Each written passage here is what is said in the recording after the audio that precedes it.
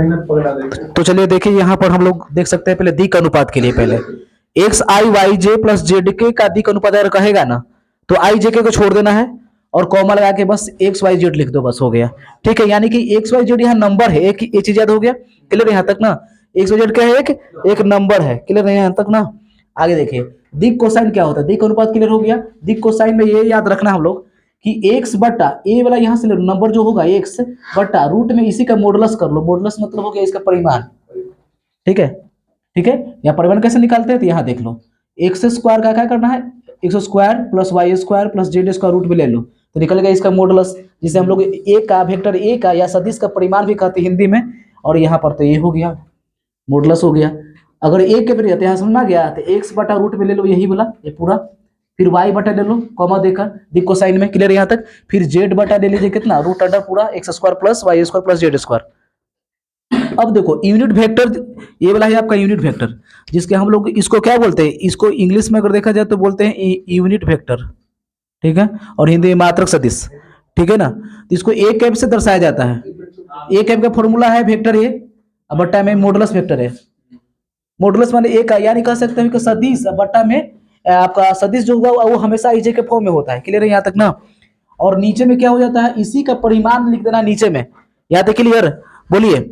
ठीक है, अब ई बना के आना ये वाला दिक अनुपात में देखो तो क्या ले लिए, आई का क्या हो गया 1 ना, आई के आगे क्या है 1 है तो 1 ले लिए, जे के आगे क्या है 1 है तो 1 ले लिए, के आगे क्या है -2 तो -2 ले लिए। दिक अनुपात तो क्लियर हो गया। आसानी से एक्स मतलब वाई एक्स वाई जेड ले लेते हैं, मैंने आई जे के को छोड़कर उसका जो मल्टीपल है वही हम लोग लिख देते हैं कॉमा लगा के, तो हो गया दिक अनुपात।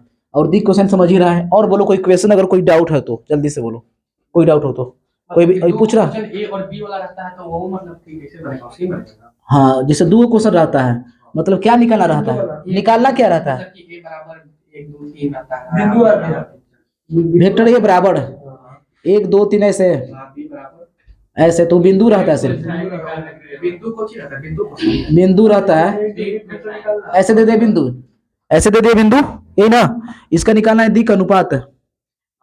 दिक दिक कोसाइन के दिक अनुपात, दिक कोसाइन कह रहा है यही ना? तो दिक अनुपात भी सीख लो, दोनों सीख सकता है तुम। अगर मान लीजिए दिके कोसाइन अगर देते, मान लीजिए दिक दिक अनुपात, पहले दिक अनुपात भी बना सकता है। दिक अनुपात में तो बस पहले वेक्टर ए भी, अब वो दिक कोसाइन में अगर पूछेगा ना तो बोलेगा है